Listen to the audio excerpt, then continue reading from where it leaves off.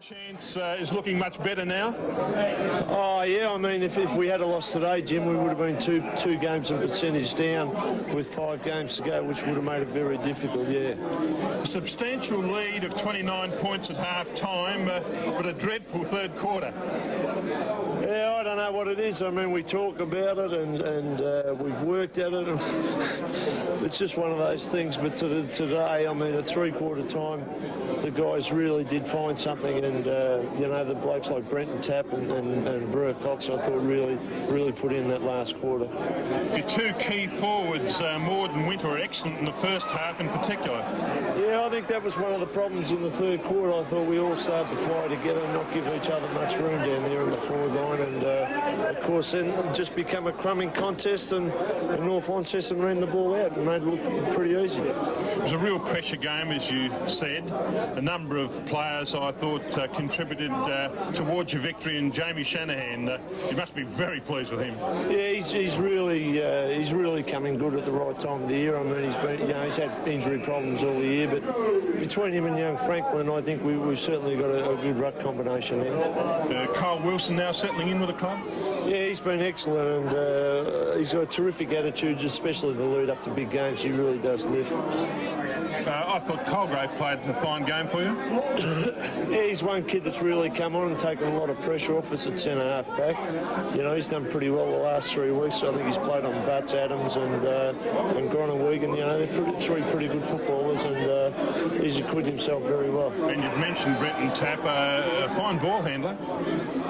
Yeah, I think the heavy conditions for a couple of weeks there certainly didn't suit him, and since the grounds have dried out a bit more, he's come right back into form. I think the good thing for you to come out of today's game is the fact that you steadied in a crisis. Well, yeah, we did. I mean, we really sat down at 3/4 time and had a good think about it, and the good thing in the last quarter was the players really did play to instructions, and we gave a couple of guys specific jobs, and they carried them out really well. Mark Browning there with Jim Manson, and Browning a little worried about that going missing in that third quarter, but as he said, they did fight it out in the last quarter. Looked like he was going to tear his hair out when he was talking about it. He better not do that. Make you lose hair, wouldn't it? I thought he was going to say that. But no, it is a little worrying, because when that happens, Hobart look a pretty ordinary side. But then, to their credit, they got into it in that last quarter and made sure of the victory, and it was really like 2 wins because of the percentage. Yeah, it was an 8-point game for them. As Mark said, they lose that, they're 8 points down and percentage. Now they're on level pegging with North. Right. Well, I think Tony Morwood's certainly going to make a big difference to that Hobart side, especially when we should have dry grounds going into the finals. Jim Manson now talks with Tony Morwood. Tony, what pressures are there on a player who has to fly to Tasmania each weekend? Well, I suppose the main pressure is coming from a warm climate to a cold climate sometimes. 2 weeks ago we played North Hobart here, and I think I swore I'd never come back again, it was so cold. But since then the weather's been good. The pressures aren't that much on me because I enjoy keeping fit myself in Sydney. It's a different pressure to playing AFL, and so I'm enjoying football. I guess Mark Browning must have done some fast talking to have got you down here. Yes, I suppose he did, but in essence, it was my willingness to play football again. I hadn't played since October. I've had a good rest from it. I've been overseas. I've done all those things that I've wanted to do, and for a 3-month period, it felt like it'd be a good experience and enjoyment. And I mean, of course, I'm being paid for it, but apart from that, you know, I wanted to play football and play football like you were a kid again. You know, like go to a park and enjoy it, rather than all the pressures of AFL, of team meetings and commitments to travel and having to be there. It suits me down the ground to be able to live in Sydney, do my own training regime and come down here and play. And fortunately the players and the club have accepted me very well.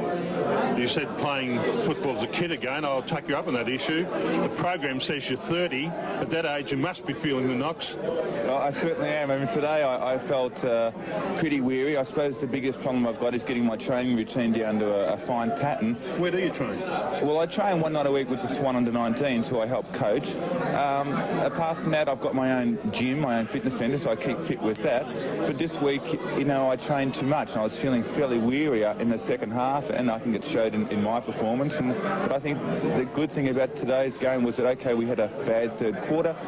The last quarter we came back well, and I didn't have a major influence in the game. And I think that's good. I mean, me being here takes the pressure off other members of the team. All right, centre half forward, is this a position you'd like to hold down for the Tigers? Yeah, I'm happy to play there, but I'm happy to play wherever Mark really wants me. And I think that the thing about the Hobart team is that we have a good number of players who can play in any position on the forward line.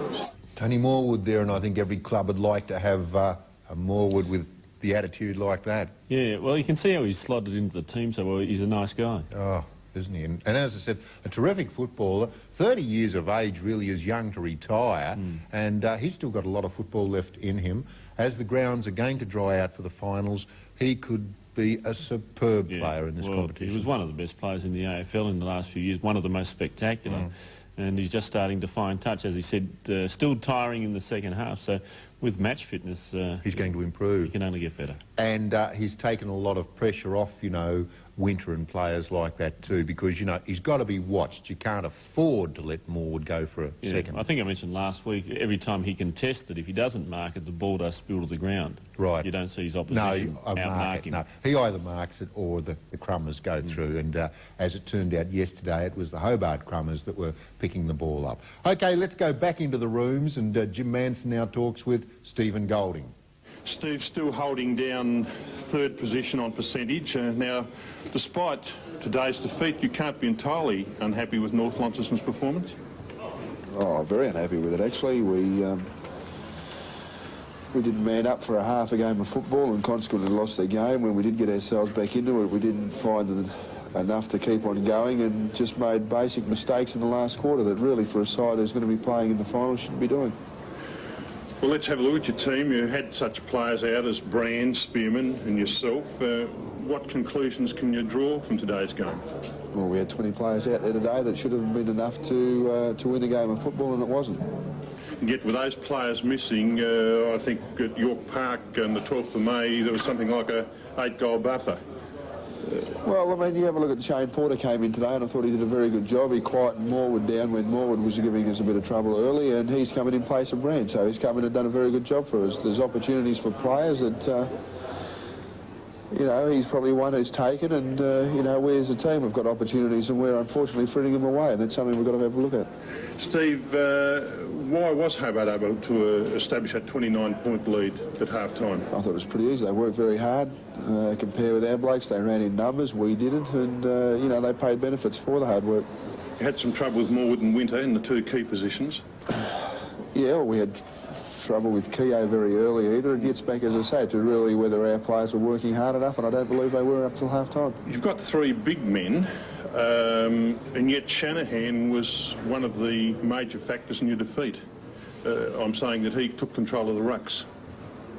Yeah, I'd probably agree with that a bit, although I thought, you know, not being too hard on one, I thought Peter Bythorn gave us something up forward. At full with forward, 5 goals, so. That key rucking position from the centre bounces. Yeah, it's been something we haven't really dominated with all year. We've, you know, we've struggled a little bit in that area. It's certainly been a lot better than what we have in the past years, but still, as I say, today he was a good player for Hobart again. North Launceston's inaccuracy having you tear your hair out? Well, you have a look on the scoreboard, and in the end we weren't really that different. But, you know, we missed a couple of easy shots, and I suppose that's a little bit of confidence, and, you know, another day things will go our way. Even though beaten, your back line fought strongly. Dunkley, I recall. Well, only after half-time, I thought. You know, they let those, you know, 2 of the 3 of those players we mentioned have let their players do too much earlier, and they fought back in the last quarter, in the last half, but really you're looking to them to do that sort of a job from the first bounce. See, what's your draw like from here in to defend that double chance? Well, it's regardless. I mean, we play 5 games, and from here on in we've got to win 5 to make sure that we win. We stay in the double chance, and, you know, that's what we've got to do, set ourselves 5 out of 5. Stephen Golding with Jim Manson, and they certainly need him back in the side. He's got to get back in for them to win, and I don't think it'll be enough, actually, to win a final. I think we've been a bit unlucky with Steve this year. Every time we seem to interview him, it's been after a loss, I think, so he hasn't been the happiest guy in the world. Well, I don't mind sending Jim in. I don't know how you feel about it. I wouldn't be going in and doing it myself, I can tell you that. No, I'm sure he's much happier after wins. Just the you're last right. few times we've spoken with him, it's been after a loss. Well, they don't win at North Hobart, do they, North Launceston? Well, they haven't their last few encounters down here. And I think earlier in the season, Golding did make the statement that they didn't like playing at North Hobart. Well, they've got to learn really to play there, or like to play there, because that's where the finals will be. I suppose it is such a different ground from what their home ground, York Park, is, which is big and wide and, you know, you can run the ball everywhere. And North Hobart's so tight and confined. Right, yeah. Well, Kim Marsh has been a great stalwart for North Launceston over the years. He's played in 3 or 4 premiership teams with them in about 16 years. OK, yesterday he played his 200th senior game, and Jim Manson caught up with Kim Marsh. You'll be pleased to join the 200 club? Yes, but I would have preferred it on a winning note rather than a losing one. Yeah, of course. Still, you've had a great career with the Robins, including 3 premiership sides? Yes, I've been good years. I can't complain about them. Any one of those stand out, especially in your memory? Oh, the 81, I think, against Launceston. There was some really good players that year. What about today's game? We lost. Yes, we lost. We didn't convert up front, I don't think. We probably lost in the centre square. Jamie Shanahan very well dominated St Manchester today. That's where Still big difference when you can win the ball so well out of the centre. Still confident you can mould a premiership team? Oh yes, I mean we've still got the coach, Spearman to come, Brand to come back in. A couple of guys played with injuries today. I forgot to ask him actually when I interviewed him, how long will he be before he gets back to coach? Oh, he should be back before last roster game anyway. Well, he's on field football, so we need him. Kim Marsh, and congratulations to Kim playing his 200th senior game.